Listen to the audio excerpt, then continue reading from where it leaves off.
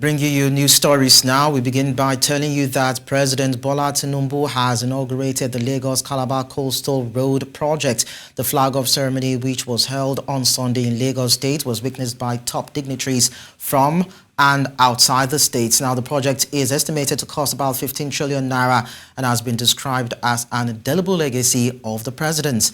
The 700-kilometer Lagos-Calabar Coastal Road is designed to connect Lagos across river Ogun, Ondo, Delta, Bayelsa rivers, Akwa Ibom, and Cross River. And the president is expected to commission several other projects, of course, under his administration to celebrate his 1 year in office. However, Lagos is the president's first point of call, as other projects commissioning will take him to other parts of the country during the week. Now, as Nigeria's President Bola Tinubu completes his first year in office, Nigerians have given their ratings on how the president has fared, especially as it concerns economic policies and its impact on the cost of living on average citizens. From the removal of fuel subsidies to an increase in electricity tariffs and the rising cost of food items, among others.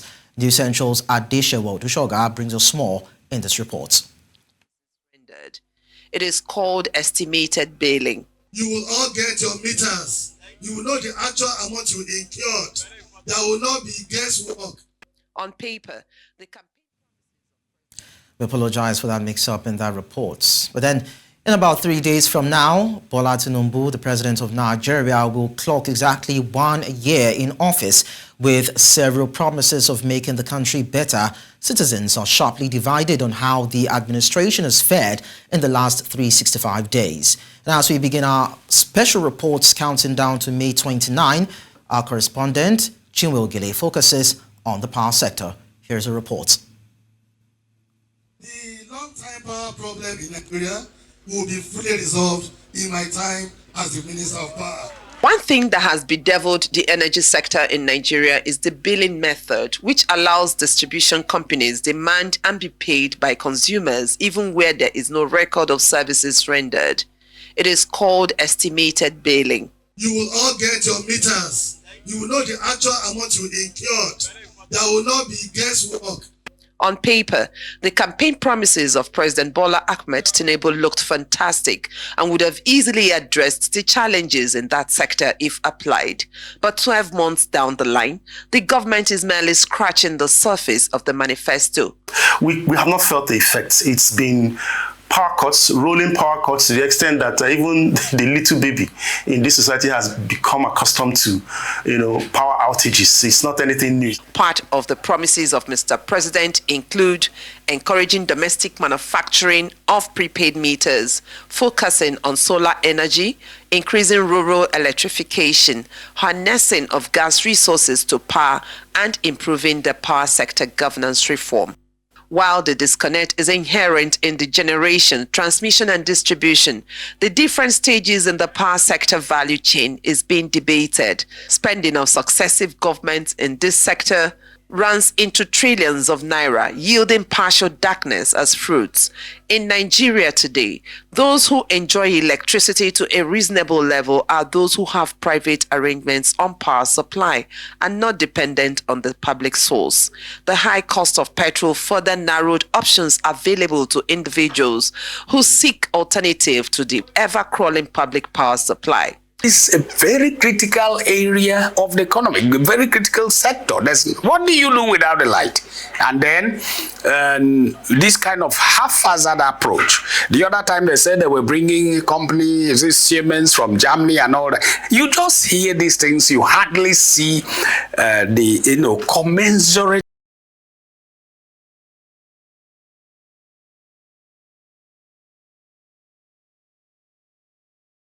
power to still remain in business.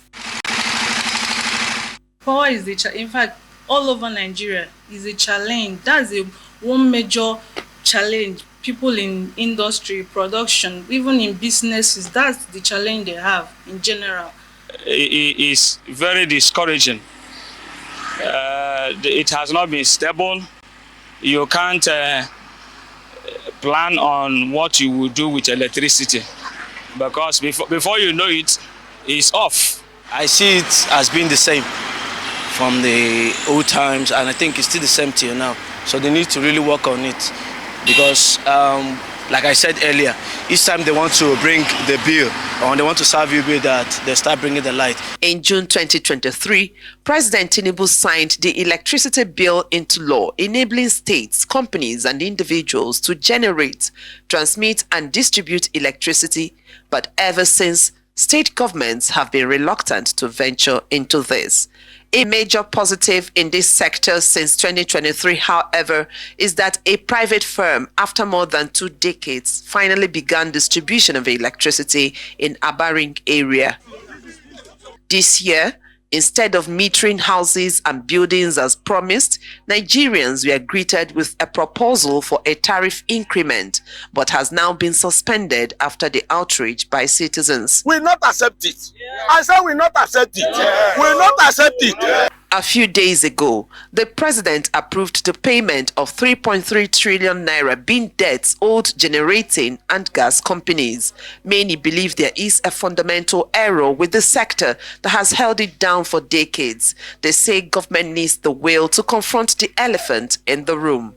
Now there's the law that unbundles electricity generation. Why can't state governments, envision, look, we can build a power plant and run it to supply power to our state and even sell. Countries all over the world depend on different sources to generate energy for their citizens, with gas being the most sourced. With abundance of gas, Nigeria is also endowed with extra resources such as coal, solar, and uranium. Yet, the situation has remained appalling. We are not even maximizing the benefits of the natural resources we have. Why should we not have electricity in Nigeria? Look at the natural resources. Look at the coal in Enugu. It's not been touched. Coal was used to generate electricity during the colonial days. Look at the gas that were flaring across the Niger Delta, the southeast and the south-south. That is energy in one form that can be converted to another form, electricity. President Bola Tinubu still has the opportunity, at least within 3 years, to write his name in gold by being the only man who did what others before him couldn't do, by ensuring that power is not just available and stable, but also affordable to citizens. In Umahefoni Central, Chinwe Ugele.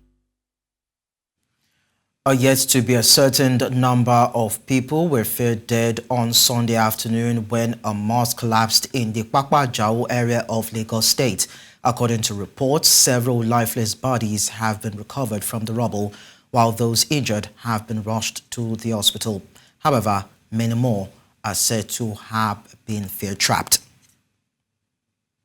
Now, a train from Kaduna heading to Abuja has derailed as Jere in Kaduna State an hour after commencing its journey on Sunday.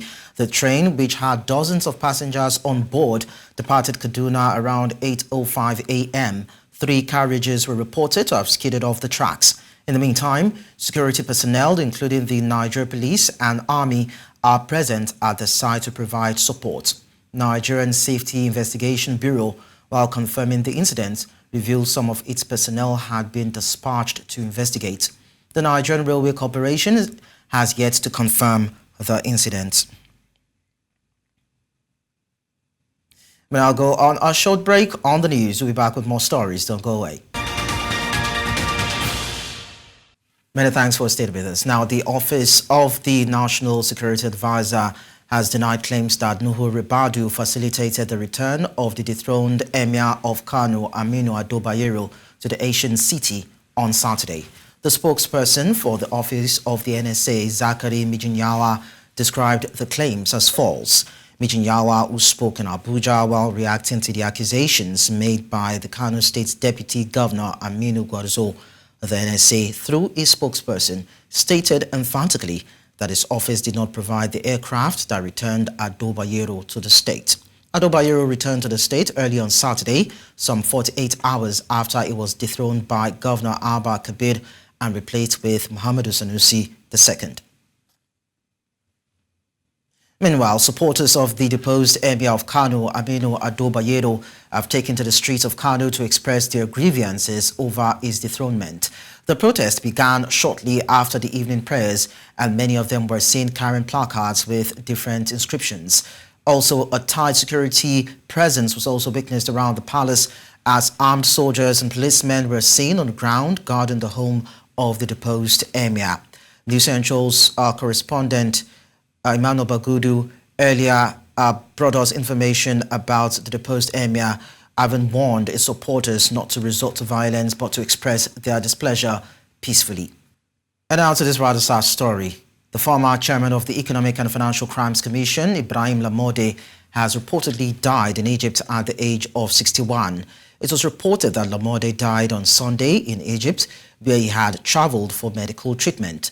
Born on December 20, 1962, Lamorde joined the Nigerian police in 1986 and retired as a Deputy Inspector General of Police in 2021. He was appointed in an acting capacity as chairman of the commission on November 3, 2011, following the removal of Farida Waziri by the former president, Goodluck Jonathan. Cooperation is a basic ingredient in achieving success among state actors in the security architecture of any society. These were the words of the General Officer commanding 3 Armored Division of the Nigerian Army and Commander Operation Safe Haven during the maiden 10-kilometer joint security peace walk in Plateau State. News Central's Chizoba Anyanwe took part in this exercise and now tells us more.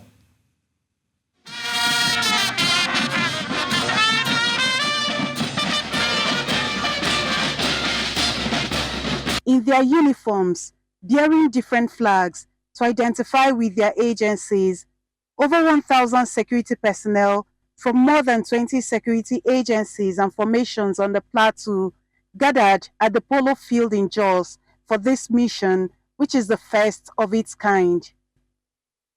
It was a joint security peace walk, a sign of synergy among them, and a means of keeping fit for health purposes, as well as to keep them combat ready to perform their constitutional responsibilities with little or no physical hindrances. The musical interlude and their cheering songs made the exercise worth the while.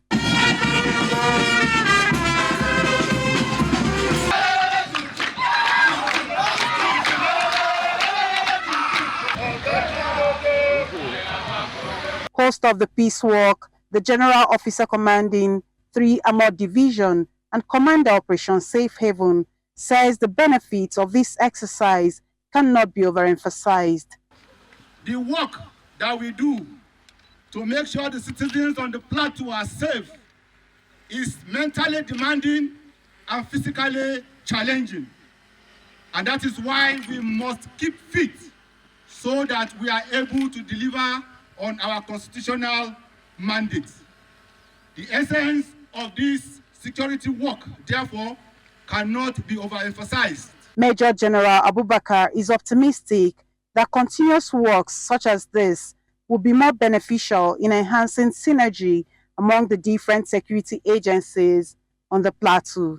The command and vision philosophy of both the Chief of Defense Staff, the Chief of Army Staff, and indeed all the service chiefs and all the heads of the security agencies at the federal level rest on 3 basic fulcrum, and that is jointness, synergy, and cooperation. And that is what we are here to show the people on the plateau today, that we are one, we are cooperating with each other, and we will synergize to ensure that the plateau is safe.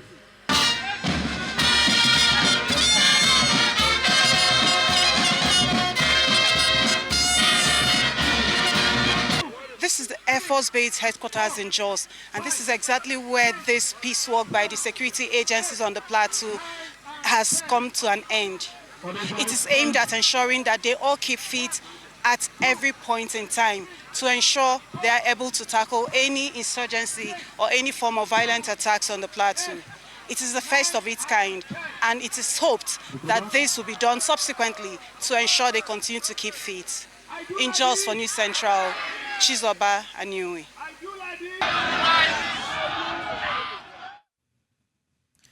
Well, in a bid to tackle unemployment and foster economic growth in Nigeria's northeast, the Borno State government and the University of Maiduguri are set to deepen their collaboration, focusing on exploring new entrepreneurship avenues. This was during a public lecture organized in honor of the outgoing Vice-Chancellor of the University, Professor Aliyu Shugaba. News Central's Marikirawa completes the report. The public lecture, which featured a renowned university don, Professor Jibrila Dahiru Amin, offered a platform for the exchange of ideas and deliberations on strategies to enhance the collaboration between the government and the institution. The Borno State government and the University of Maiduguri expressed commitment to collaborate to develop entrepreneurial skills and support the establishment of new opportunities. People don't know. When I was director of Lamorde in Maiduguri, I invested in livestock environment, poultry. People are saying that's no more, especially aquaculture. Land is not a limiting factor in the University of Maiduguri. I think we can work. That means its environment is also secure. If we are brilliant enough with 1 billion naira, we can generate more revenue. And I'm ready to partner with the University of Maiduguri. Apart from our existing Center for Entrepreneurship and Enterprise Development, we have also secured a donation in terms of a building worth over 1 billion naira from the chairman of BOA. And that is opening up a whole lot of channels of collaboration with the university. One major issue of concern raised during the public lecture on leadership challenges in Nigerian universities is the need for adequate manpower and more funding. Nigeria can do with many more universities, but we need adequate manpower and proper funding of universities to enable them really achieve their mandate. The University of Maiduguri is said to generate 12 megawatts of solar power to tackle inadequate power supply to the institution as well as the University of Maiduguri Teaching Hospital. If you cannot work 247, you cannot go to the hospital. I don't know whether the university will accept me to serve as a vice-chancellor after my government. But honestly, this is one of my ambitions. The university community celebrated the outgoing Vice-Chancellor, expressing hope for a successor who will continue the positive development at the institution. In Maiduguri for News Central, Umori Kirawa. Nigeria's federal government has been tasked to work towards achieving climate justice in its quest to implementing an effective energy transition from fossil fuels to cleaner energy. This was during a dialogue in the nation's capital, Abuja, where energy experts reviewed the nation's energy transition roadmap, making recommendations to support government efforts in reducing its carbon footprints. Amadin Uyi reports. The call for a global energy transition to cleaner energy from fossil fuels has been on the front burner in recent times. While much progress has not been made on the African continent, energy experts say Nigeria must join this conversation and put meaningful efforts to align with other nations worldwide. As we know, fossil fuels, oil and gas, coal, has shaped our societies for over 2 centuries. And we are at a point where there is global conversation about the nature of energy systems going forward. As experts converge on Abuja to review Nigeria's plan for an effective energy transition, they say government must address the nation's peculiar situation and focus on energy justice. We are not energy competitive. And now we are talking about transition. And transition is not just about changing sources of energy. It's going to affect businesses. There is going to be loss of jobs. There are going to be dynamic changes in the dynamics of the economy. And it is more so in an economy like Nigeria's, which is monocultural, which is oil dependent.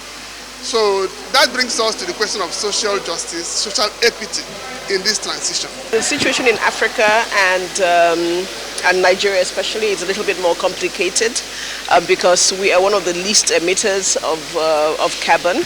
And so the focus is not so much on decarbonization for us, but on the justice question, the climate justice question. They said despite efforts aimed at scaling down on the use of fossil fuels, government must develop its own blueprint to transit into cleaner energy. We're trying to make sure that we are able to support the government to put in place, policies and programs that really ensure that the energy transition is just for Africans, and for Nigeria especially. The energy transition plan in Nigeria is underpinned by a rapid scale-up of fossil fuel production, especially natural gas, which is to serve as a transition fuel, up to 2030 and beyond, really. They are calling on Nigeria's government to join the global efforts aimed at reducing the world's carbon footprint by 2030. In Abuja for News Central, I am Amadine Uyi. Coming up on the news, Mali's opposition politicians declare transition government in exile. We will bring you details in a short while, to stay with us.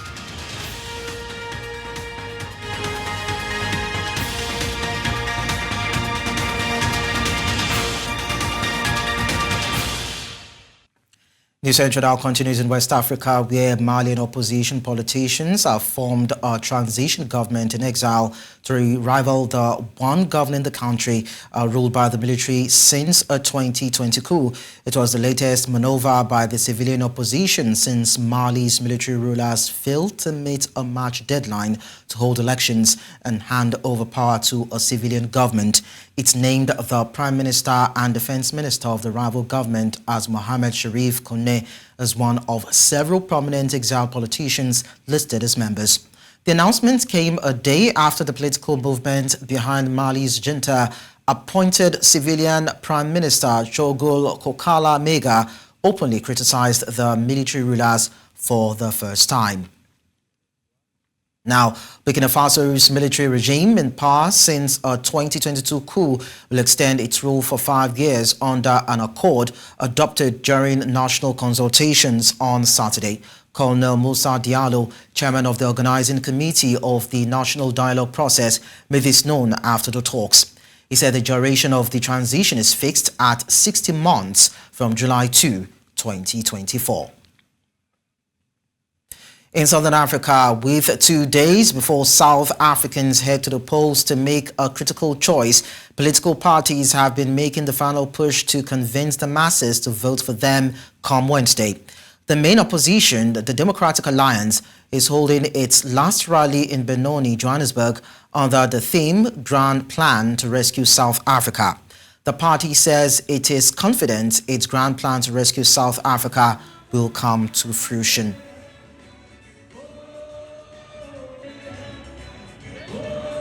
In the meantime, the radical left opposition party in South Africa, the Economic Freedom Fighters, has held its final rally ahead of the May 29 election. The EFF had their last big pre-election gathering in the northern city of Polokwane, the hometown of fiery leader Julius Malema. Speaking at the rally, Malema said the party has already won the election.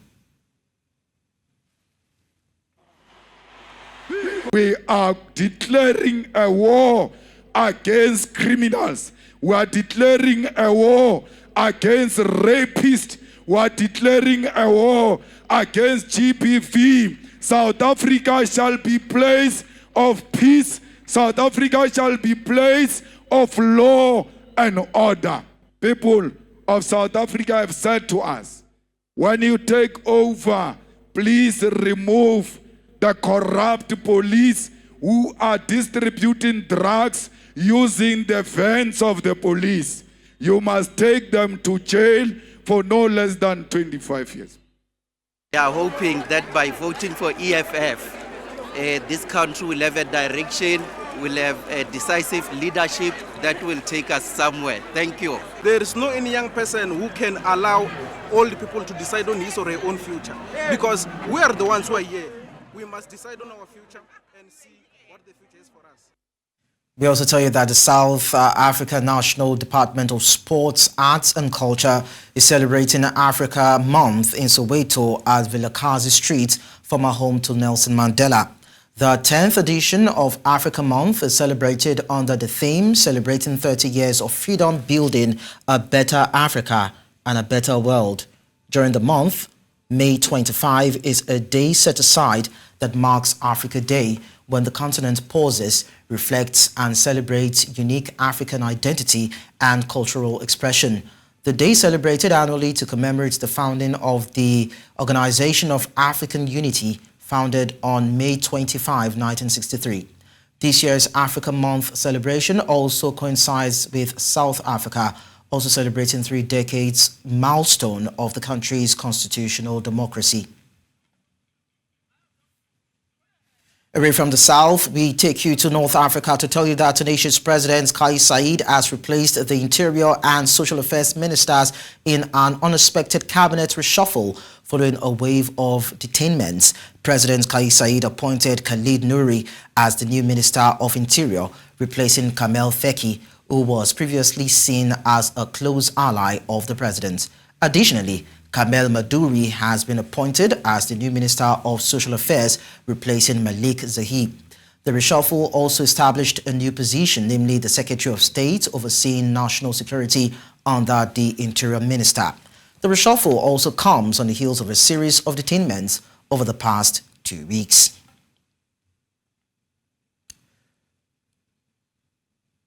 Still ahead on the news. 670 people estimated to be buried under massive landslide in Papua New Guinea. We'll bring you details in a short while. Do stay with us.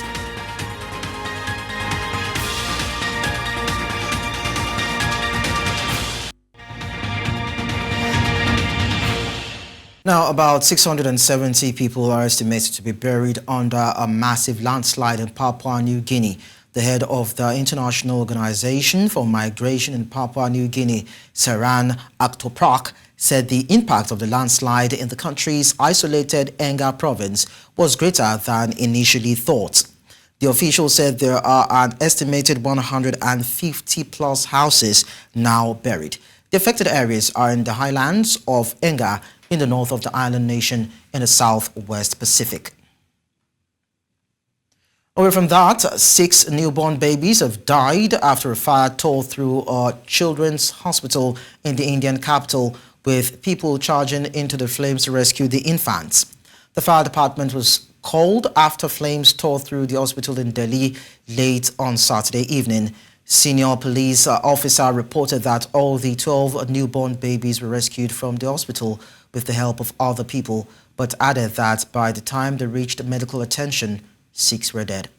The blaze in the hospital broke out hours after a separate fire at an amusement park in India's western state of Gujarat left 27 dead, including 4 children.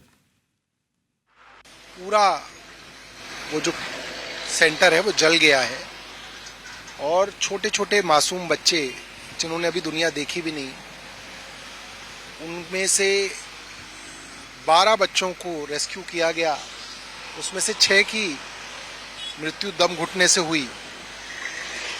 परिवारों के लिए मुझे लगता है कि इससे बड़ा दुख नहीं हो सकता।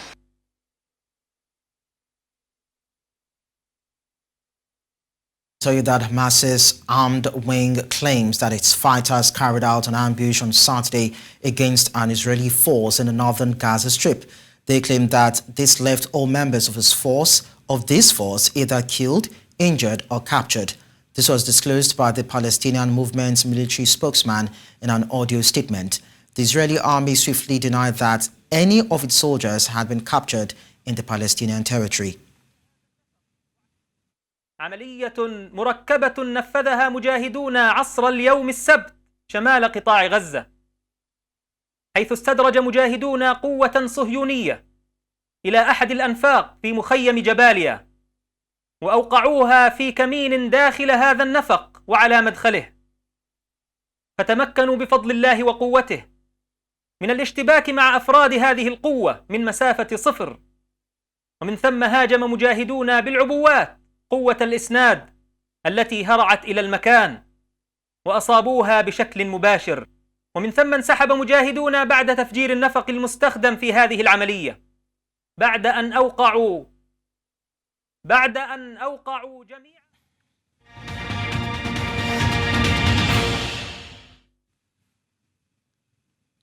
We talk business now. The Ghana cedi has depreciated by about 14.6% to the US dollar as of May 2024, the Bank of Ghana has revealed. This is lower than the about 20% loss in value to the American greenback on the retail market. According to the central bank's May 2024 summary of financial and economic data, the cedi lost 7.7% in value to the dollar in March 2024 and depreciated by 10.5% against the dollar in April 2024. Whilst it is going for 15 Ghanaian cedis on average against the dollar on the retail market, the Bank of Ghana is quoting a dollar to 13 Ghanaian cedis. Away from that, the demand for foreign exchange by individuals and companies in Nigeria seeking to do importation and other forex-related activities fell 42% year-on-year. Latest data from the Central Bank of Nigeria has shown. An analysis of the total sectorial utilization of the foreign exchange revealed that 19 sectors and services received $21.12 billion forex allocation in 2023. The figure was, however, a reduction of 41.9% or $8.87 billion from the $29.98 billion disbursed to the industry players in 2022. The financial metrics were contained in the quarterly statistics report by the CBN. Forex allocation refers to the process through which the CBN distributes foreign exchange to various sectors of the economy, including individuals, businesses, and government agencies, based on certain criteria and priorities. Now, Ghana's public debt increased by 46.4 billion Ghanaian cedis in the first 2 months of 2024 to hit 658.6 billion Ghanaian cedis. That's about $53.1 billion, data from the Bank of Ghana has revealed. The total public debt stock of the country is equivalent to 62.7% of gross domestic product. According to the Central Bank's May 2024 summary of economic and financial data, the country's debt ended 2023 at 611.2 billion Ghanaian cedis, but shot up to 626.0 billion Ghanaian cedis in January 2024 and subsequently to 658.6 billion Ghanaian cedis in February 2024. The surge in the public debt stock was due to the depreciation of the cedi during the period and the increased borrowing by the government on the domestic markets.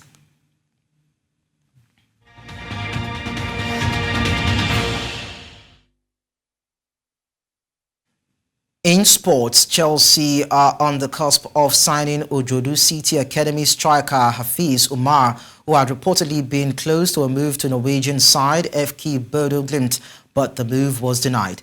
According to transfer expert Fabrizio Romano, the Premier League giants reached the decision to sign the 18-year-old after a positive trial with the club's academy.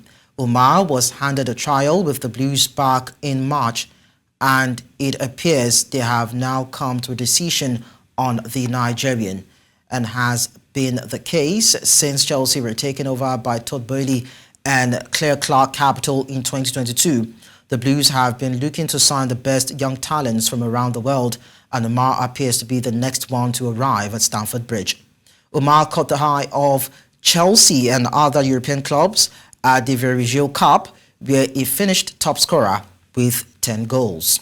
Now, Cape Town City defeated champions Mamelodi Sundowns 1-0 to deny the Brazilians a first ever unbeaten league season.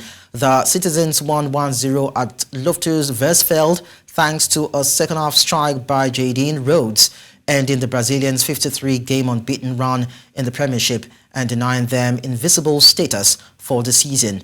It was nonetheless a campaign of incredible dominance for Rulani Mokwana's team, who finished a whooping 23 points clear at the top of the log and posted a record 73 points for a 30-game season. Former England and Manchester United captain Wayne Rooney was appointed as the new manager of Championship side Plymouth on Saturday. A move to Argyle is the fourth managerial role of Rooney's coaching career, which has so far failed to live up to his stellar playing days.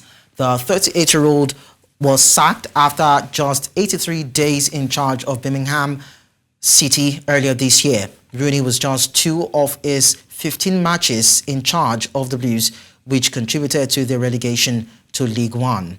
He previously had a short spell with former club DC United in Major League Soccer, but United's all-time record goal scorer did thrive in difficult circumstances during his first job at Derby as the club entered administration. Plymouth narrowly avoided relegation in their first season back in English football's second tier for 14 years, finishing 21st in the championship. And that's all at this hour, but before we go, we take a look at some of our major stories. President Bola Tinubu has inaugurated Lagos-Calabar Coastal Road Project. Mali's opposition politicians have declared transition government in exile. We also told you that Tunisia's president has reshuffled cabinet, replaced 2 ministers. Don't forget to send your eyewitness report to the WhatsApp number and email on your screen. Well, you can follow us on social media. We are at News Central TV. And you can also watch News Central live on DSTV channel 422, Star Times channel 274, Avo TV and YouTube. Many thanks for watching. I am Lekon Onobanjo.